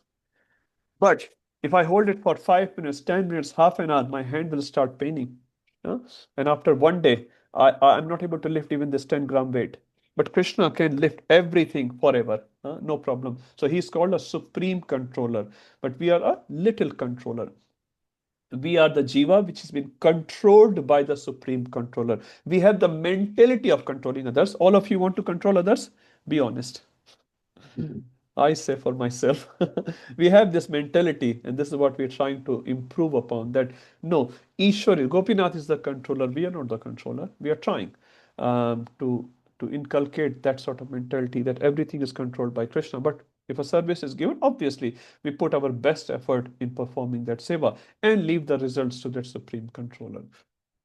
Prakriti, material nature, wherever we are sitting. In Bhagavad Gita 7th chapter, we'll start reading about Prakriti a lot more. Bhumi rapo analo vayu kham mano buddhirevcha ahankariti me bhinna prakriti rashrita apariyam dastunyam prakriti vidyame param jibhota mahabhaho yayedam dharate jagat. We'll read about this Prakriti, we'll read about Para Prakriti. We'll read about all these nature in 7th chapter and 8th chapter as well. So there's a Prakriti created by Krishna. And there is a Kal. Prakriti is not independent right now. Everywhere you go in this universe, there will be some date, there will be some time. But if you go to the spiritual world, there is no time there. There is no Kal which impacts, which takes the life away. Prabhupada gave the definition of Kal, one who kills. One who kills. Krishna himself says in Bhagavad Gita 11th chapter, Kalosmi, I am Kal, Lokashaya Krit Pravriddho. I am here to destroy the lokas, and all of you. You will show in Virat Rupa, many of you would have seen that picture. So Krishna is the Kal. So that is the Kal. And the last one is Karma. When a jiva tries to fulfill the desire under the modes of material nature unto a particular Kal, that activity is known as Karma. Now there are different types of Karma. We'll read that types in 3rd chapter and 4th as well. So these are all 5 different topics which has been discussed in Bhagavad Gita. Out of these 5, first 4 are eternal truth. So we look at the first 4. Ishwar is eternal, Jiva is eternal, Prakriti is eternal, Kal is eternal. Now manifestation of Prakriti may not be eternal, but Prakriti as a tattva is eternal. So sometimes we see it's manifested, sometimes it's not manifested. Jiva also manifested or not manifested. But Jiva is never annihilated. Natve vaham jatu nasam, natam neme janadipaha, na chaiv na bhavishama, sarve vayam atah param. So Jiva is eternal, Krishna is eternal. Kal and Prakriti is also eternal. The only one thing which is not eternal, which is karma. Karma can be changed. You can change karma. Karmani nirdahati bhakti bhajam. So with bhakti, Brahmaji says in Brahma Samhita, Karmani nirdahati. Complete destruction of karma is possible. Vishnu Bhakti Praliyata in NOD also is written from Padma Puran. Rupa Goswami mentions that. Aprarabdha phalam bijam. All sorts of karma gets destroyed by the process of bhakti. Brahmaji says the same statement. So karma, although it's very, very heavy, you can have a very, very heavy karma, but by doing bhakti, that can be destroyed. So karma is not eternal. Once it's fructified, it's gone. Like if you buy something from the credit card, you pay it off. It's finished, right? It's finished from. If you don't pay it off, it keeps coming back. It keeps coming back. So if you have not, if you have taken money from someone and you have not returned it, it's going to come back to all of us. It says we should never take any debt. Never take any debt from anyone. Not only financial debts, other debts as well. Because if we take the debt and do not return, it will come back on our head with interest. Sometimes we may have to even take birth to return the debt, return what we have taken from someone. Once Prabhupada with his disciples was walking in India somewhere, and some nuts, what do you call those nuts? The people who show some kartab on the street, what do you call them? Someone can put the name on this. Anyway, acrobats, I think you call it, right? And Prabhupada disciples started watching. Prabhupada was also just coming behind and say, oh, you're watching. And Prabhupada told them, make sure you give them something, otherwise you're in debt. Because you have entertained yourselves through their activities, right? You can walk off. Many people walk off. They just watch, sometimes they clap and they walk off. No. Prabhupada said, if you don't give them anything, that means you're in debt. So make sure anytime we take something from someone, we must return ASAP, with our best ability, with our best intention. Because if you don't give them, and sometimes people are calling and people make jokes out of it as well. You take money, you never return. So I may be able to exploit some person, some jivas, because I'm in a higher role. But if I take anything from a jiva and I do not return with the best of my ability, make sure it's going to come back with much, much greater interest. So before you leave this body, yeah, make sure you return. And with devotees, you serve, you serve, you serve. Even if you take from someone, you take with the mentality of giving pleasure to that devotee, not taking from that devotee. So even if you take some prasad, some gifts, and you should take prasad and gifts and all those things, but in the mentality of this will give pleasure to this devotee. This devotee is giving me some nice Bhagavad Gita or a photo of Radha Gopinath or some nice prasadam. Accept it. Gracefully accepted, but in the mood of giving pleasure to that Vaishnava or a Vaishnavi. And that way, we are very well situated, yukta situated. Okay, so these 5 topics and their eternal and non-eternal aspect. Okay, let's move forward. Divisions of Bhagavad Gita. So we have first division, which we probably all of you know. Chapter 1 to 6 is Karma Yoga. We'll talk about it more later. And we have chapter 7 to 12 Bhakti Yoga. And the last one is called Jnana Yoga. Now, sometimes we say there are 4 yogas discussed in Bhagavad Gita. So chapter 6, Dhyana Yoga, is sometimes combined under Karma Yoga section of chapter 1 to 6 itself. Now, there are 3 main yoga you can see here: Karma Yoga, Bhakti Yoga, and Jnana Yoga. Bhakti Yoga is very nicely, specifically placed in the middle of Karma and Jnana Yoga. Any ideas someone can say? Why is that? Why Bhakti Yoga is put in the middle? Although we are saying this is a book of Bhakti Yoga, but the Bhakti Yoga is in the middle. Why not in the beginning? Why not towards the end? Okay, I'll give you the answer as per our acharyas. So these are the 4 reasons given. This is very, very nice. This is by Vishwanath Chakra Thakur and Baldev Vidyabhushan. They are saying Bhakti is a rahasya. It's a very, very secret. Bhakti is essence of all scriptures. 15.15. Sarvasya chaham hridaya sannivishto Vedaisha sarver aham eva vedya. So Vedaisha sarver, Krishna is saying in 15:15, Vedaisha, of all the Vedas, what is to be known? I am to be known. So if you know me, you know everything. That's why it's very, very secret. All the Vedas are open. You can, I'm sure you have different Puranas which you can read on different sites, but how many of us understand that? How many of us changing our life as per those instructions? So Bhakti is a rahasya. Karma and Jnana Yoga are dead without Bhakti, hence surrounded by both. Bhakti gives life to Karma and Jnana. And we'll see this live when we are reading Bhagavad Gita. Without Bhakti, Jnana and Karma are very, very incomplete. We'll see live verses in Jnana Yoga section about Bhakti Yoga. Live, open verses. Krishna is just talking 13th chapter, 14th chapter, 15th chapter, part of Jnana Yoga, talking about Bhakti. So, Bhakti is extremely important. Without Bhakti, even those yogas are not complete. They're not going to give result. Even to get results of Jnana Yoga, you have to perform Bhakti Yoga up to an extent. You have to do that. Karma Yoga, same thing. 3. Generally, we do not disclose anything which is very secret until we become intimate. Hence, out of respect, Bhakti is placed in the middle. So you have just become familiarized with Bhagavad Gita for the first 6 chapters, and then Krishna opens his heart. You can see how Krishna is opening his heart. Obviously in the middle of Bhagavad Gita, which is 7 to 12, and also in the 18th chapter where he's revising the whole philosophy again and again, and there also he opens his heart from 54th verse onwards, especially when he comes from 63 onwards. You'll see Krishna's heart just pouring out of love, saying, Krishna, to Arjuna, please, Sarvadharmanu Paritijamamekam Saranam Raja Aham Tvam Sarvapapebhyo Mokshashami Masucha. Arjuna, leave everything. Just come and take my shelter. I will take care of you. So, last one is the most important thing is kept in the middle. King traveling with his army is always in the middle, protected. So Bhakti is protected. Vishwanath Chakra Thakur also says this Bhagavad Gita is like a jewel box. It's like a treasure box. In the treasure box, we have 3 sections. One is the top and the bottom. So top is like Karma Yoga and the bottom is like the Jnana Yoga. And middle part is where the actual treasure is. So Bhakti verses are those treasures which are protected in a box. which is needed, right? You can't put your jewelry outside on a table. Your jewelry must be in a protected box. Nowadays, we have fireproof box, that box. Sometimes the box costs more than the jewelry cost. Some people buy those safes to put their passwords and whatnot. The point here is bhakti is like those jewels, which has to be protected by some covering. So that covering is karma and jnana. It's very, very secret, and it's not revealed unless you become very familiar with it. So first 6 chapters will give you that direction where you need to go before you can start absorbing that. Is that okay, this one? Okay, let's move forward. As the division body of the Lord, this is from Padma Puran. How does Bhagavad Gita translates to the body of the Lord?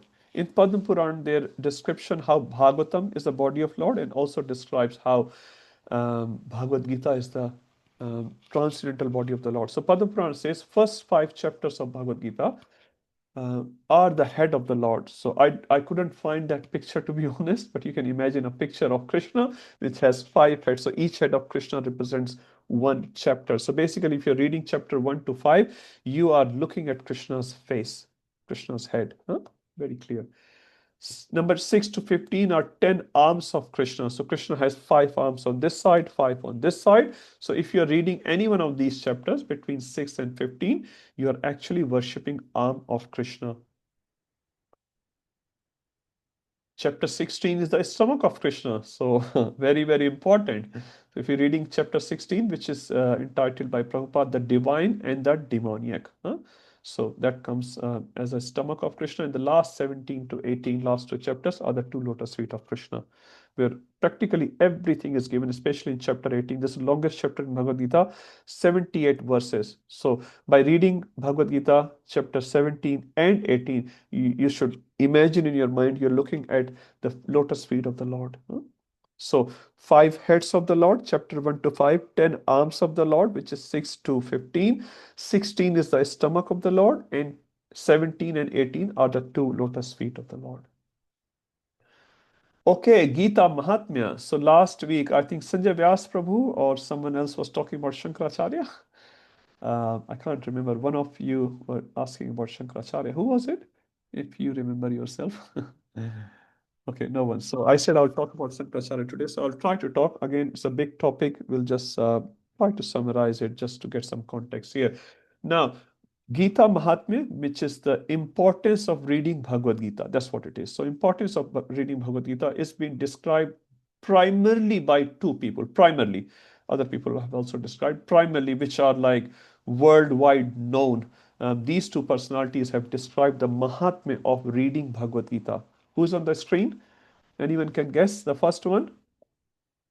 Everyone knows the first one. Lord Shiva and Parvati. Shiva and Parvati. Thank you, Gitesh Prabhu, Giriraj Prabhuji. And the second one?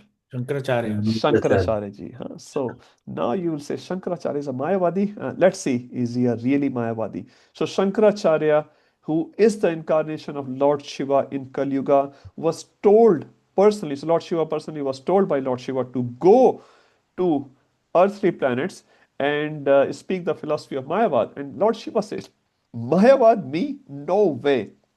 In Bhagavatam 12th canto it says, Vaishnava nam yatha shambhu, Nimna ganam yatha ganga, Deva nam achito yatha, Vaishnava nam yatha shambhu, Purana nam idam tatha. So 4 things are mentioned in Srimad Bhagavatam. Nimna ganam yatha ganga. Nimna ganam, niche jane walam, the one who goes down. Ganga ji is the Sarvashresh. Out of all the rivers, Ganga ji is the Sarvashresh river. Deva nam achito yatha. Achyut means Krishna. Out of all the devatas, demigods, Krishna is the foremost. Vaishnava nam yatha shambhu. Of all the Vaishnavas, Shivji is the topmost. Purana nam idam tatha. And of all the Puranas, Bhagavatam Puran, this verse in Bhagavatam Puran, is the topmost. So 4 things are mentioned. And 3rd thing is said, Vaishnava nam yatha shambhu. Shivji is a topmost Vaishnava. Now he was told by Krishna to go down and spread Mayavad. And Shivji said, me speaking Mayavad? No, I can't do that. And Krishna said, no, you have to go. Because the Buddhist philosophy was going on very strongly. Before Buddhist atheism was there, people were killing animals. So Buddhists came and said, Ahimsa Paramo Dharma. So everything was stopped. He even rejected Vedas. And that's one of the reasons why we reject even Buddha. Buddha is an incarnation of Krishna, but we reject any incarnation of Krishna which rejects the Vedas. So Vedas cannot be rejected under any circumstances. So if God says reject Veda, we reject God. That's the point. So Buddha we don't consider because Buddha said reject the Vedas. Anyway, but Buddha played a very important role. He stopped the violence which was happening on a large scale. After Buddha, Shankaracharya came and he started sort of reconnecting with the Vedic culture. But in the Vedic culture, multiple philosophies are given. Within that, Shankaracharya propounded this philosophy of Advaita, like God, Jiva, and Paramatma are one, Advaitavad. But he could not retain his bhakti in the heart because he is Lord Shiva himself. So he has wrote many prayers actually. He has written Gita Mahatmya. If you read that, you will realize actually his heart, externally he is preaching Mayavad, but his heart is completely Vaishnava. So two famous Mahatmyas are given. One is given from Padma Puran, and you can read that. There's books, there's kids' books as well.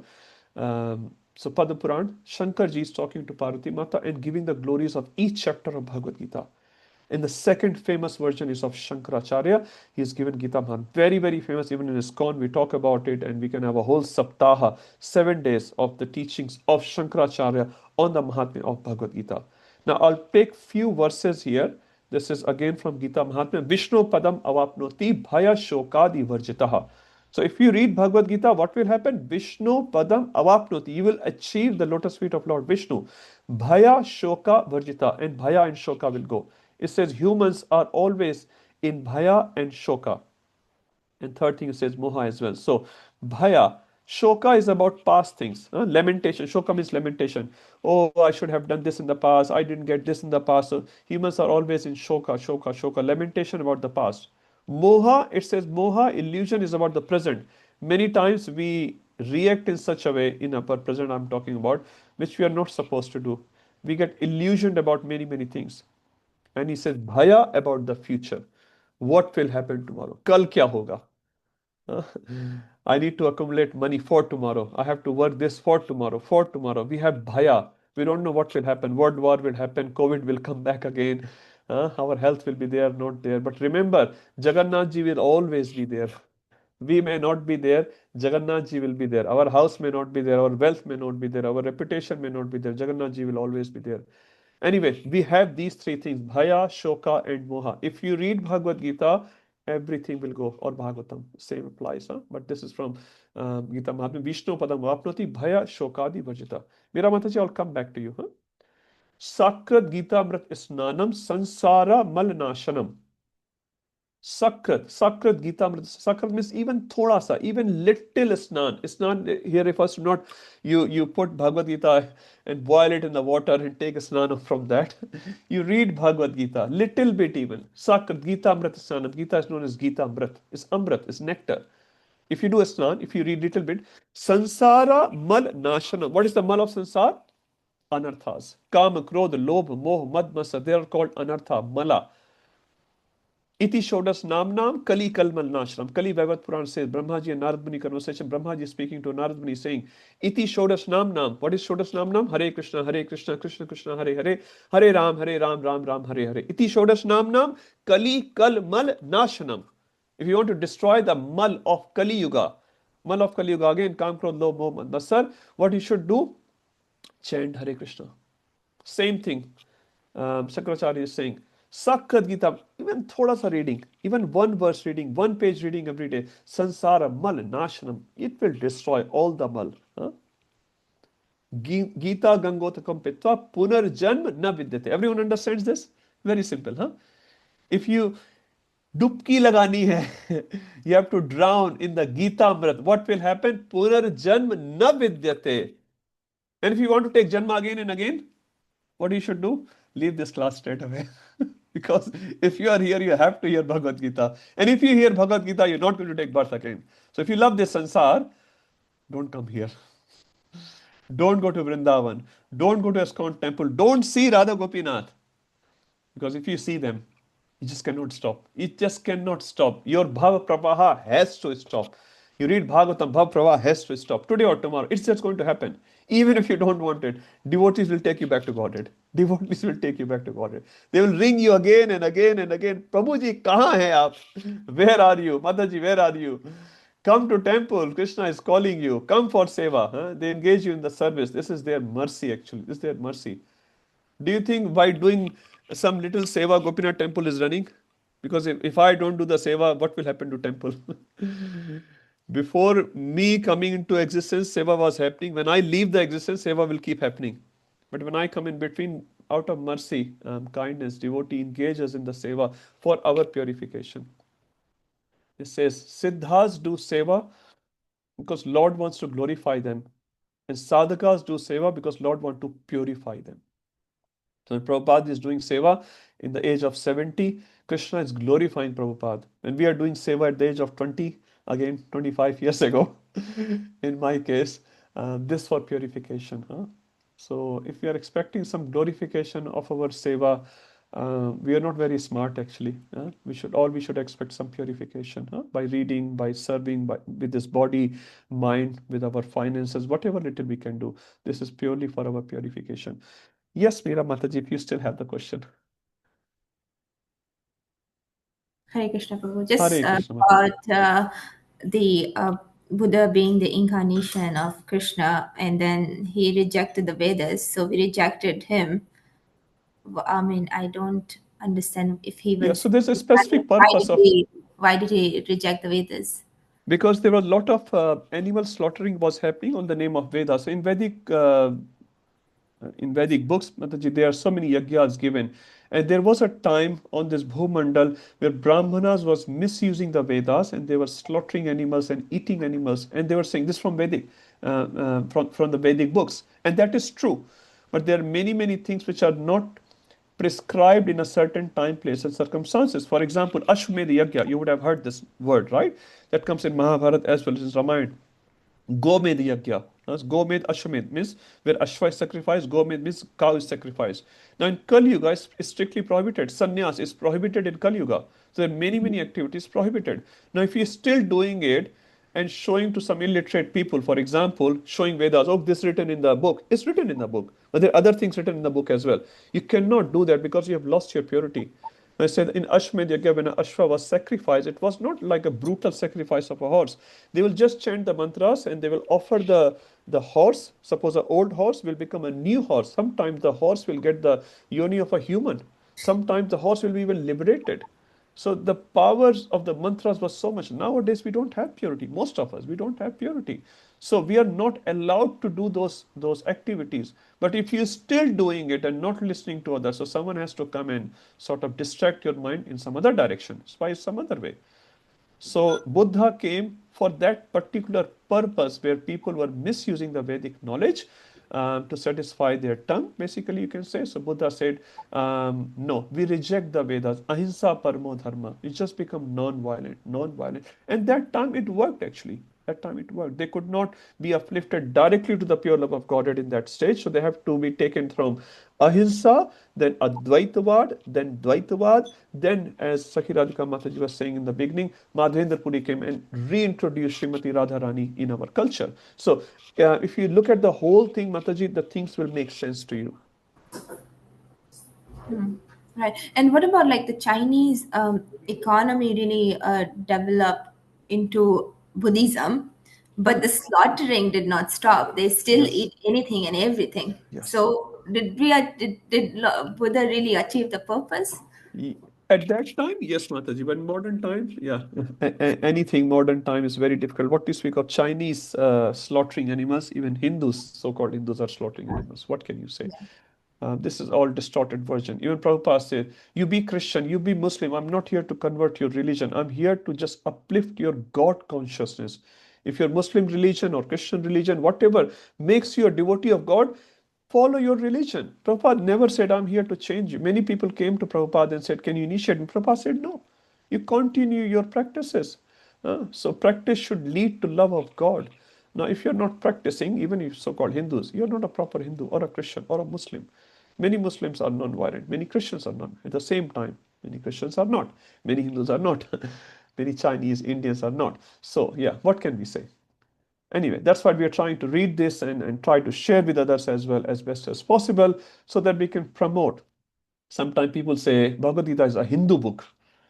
If you have read Bhagavad Gita, you'll never see word Hindu there. Hindu is a very modern word actually. Only came like 1000 years ago in existence. Bhagavad Gita is not a Hindu book. It's a book which is there between God and a devotee of God. There is no such thing called Hindu and Muslim in Bhagavad Gita. We'll talk about caste in 4:13, 4th chapter 13th verse when we reach there. Okay? Okay, let's read some blessings from Lord Krishna himself by reading Bhagavad Gita. What blessings you get? So this was from outside Bhagavad Gita by our acharyas like Shivji and Shankaracharya, very respectable, very important authorities. But within Bhagavad Gita, Krishna himself is saying something. What will you get if you read Bhagavad Gita? Let's read that. 3 verses I have selected. Very beautiful. You can make a note of it. 1868. Ya idam paramam goyam mad bhaktesh avidhasyati bhakti mai param kritva mam evashyati ashanshayah. Someone want to read the translation very quickly? Anyone? For one who explain. Go ahead. For it. That's okay, Prabhu. For one who explains this. Fadafat padna hai, fadafat. For one who explains this supreme secret to the devotees, pure devotional service is guaranteed, and at the end, he will come back to me. Thank you, Prabhu. So this is what Bhagwan is saying in Bhagavad Gita. If you read Bhagavad Gita, explain to my devotees, your pure devotional service is guaranteed. Just imagine what a biggest blessing Krishna is giving. And at the end, you'll come back to me. Anyone want a better blessing than this? The best blessing Krishna has given. Look at 1869, the next. Na tasman manusheshu kashin me priyakratama bhavita na cha me tasmad anyaha priyataro bhuvi. I'll read that. There is no servant in this world more dear to me than he, nor will there ever be one more dear. What better you want? Krishna is saying, you become so dear to me if you explain the science of Bhagavad Gita to others. I know many of you are already doing it. Ghanshyam Prabhu was praising so much. They are the top youth who's doing so many sevas. So look at this. This is the result which Krishna himself is giving within Bhagavad Gita itself. And the last, 1870, this is very beautiful. Adhyaste chaya imam dharmam sambadam avyoho jnana yagyen tenaha ishtahasyam iti me mati. And I declare that he who studies this sacred conversation of ours worship me by his intelligence. So even if you're not explaining to others, you're just reading it, you're worshipping Krishna with your intelligence. Your intelligence becomes purified. Dadami yogam vritam mama. So Krishna is saying, by this knowledge, you'll come back to me. Okay, I'll not get into the chapters. If there's any questions, I'll take. So next week, we are going to get inside Bhagavad Gita chapters. Okay, let's have a quick, I have 3 minutes.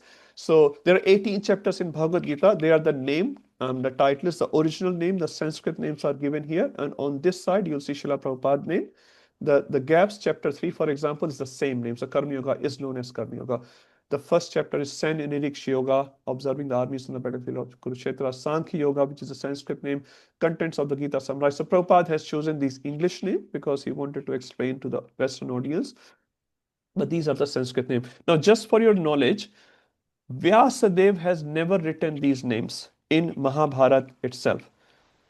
If you remember, the Bhagavad Gita is a conversation between Arjun and Krishna. And in a natural human conversation, there is no like, Atha Prathamo Adhyaya. So Krishna is saying Pratham Adhyaya finished. Now let's go to the second Adhyaya. Not like that. It's a natural conversation, but Vyasadeva has divided those contents into 18 chapters. Some renditions of Mahabharata, you will see the chapters are 25 to 42. Some other renditions of Mahabharata, the chapters are 23 to 40. But regardless, there are 18 chapters divided by Vyasadeva. Vyasadeva never gave the titles. The titles or the name of the chapter is given by our acharyas. So what we see on the left-hand side in the red, these are all the Sanskrit names given by our acharyas. And our Srila Prabhupada has translated some names into English, so that again to explain to his Western audience, or some names he has kept as it is, like chapter 3, chapter 6, as it is. But these chapter names are given by our acharyas, not by Krishna, obviously, and not even by Vyasadeva. So these chapter titles carry a theme of that chapter, what is discussed in the chapter. So every chapter I touch, I'll try to expand the topic of the chapter first before getting inside the chapter. So, for example, if we're discussing chapter 1, not today, next week, I'll describe why the chapter 1 is named as Sanyanirik Yoga or Arjuna Shad Yoga. I'll discuss about it. Second chapter, we'll discuss about it. And then we'll get inside the chapter. So what we'll do, we'll discuss the title of the chapter, we'll discuss the breakdown of the chapter, then we'll go inside the chapter, what is being discussed in each verse. Okay, Mayadish Prabhu, last question. Prabhu, question, can I ask? Charumata, can I ask Mayadish Prabhu to ask first? Yeah, Sure, he sure. raised his hand first. Yes, Prabhuji. Prabhu, I actually asked last time on Sankaracharya, why should we reject him? Because we are quoting many, that was the question actually last time. Okay. So anytime any acharya says something favorable to increase our bhakti, we take that statement. We don't deny that. Shankaracharya's Mayavadi philosophy we don't take, but any statement which is Vaishnavas, we take that. Bhaja Govindam, Bhaja Govindam, Bhaja Govindam, Mudamate. That song we take. We take that song. We take the Gita Mahatmya because this is very devotional. So any devotional teachings we can take, but non-devotional teaching we don't take. Is it okay? But again, we don't decide that. Let our acharyas decide because we are not so intelligent. So our acharyas have said we can read Gita Mahatmya, we can read that Bhaja Govindam, that we take, which shows the heart of Shankaracharya. But other teachings we do not take. Sure. Prabhu, you also mentioned that sometimes when we deal with devotees and some Paramatma is there and the other person's heart as well, devotee or not. So sometimes how do we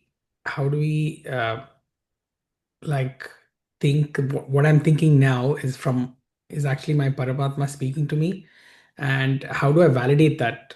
Yeah, okay. That needs a lot of practice, Prabhu, a lot of purity. Because Paramatma is sitting in everyone's heart. It says Paramatma is speaking constantly as well, guiding us as well.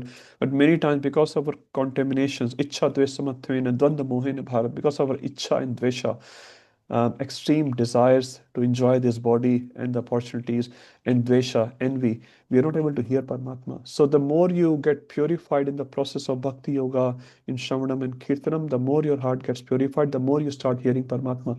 Once Prabhupada was asked, how do you know what Krishna wants? I think Tamal Krishna Maharaj was there and he says, in books we know what Krishna wants. And Prabhupada immediately said, I just ask Krishna. Literally, Prabhupada, I just asked Krishna.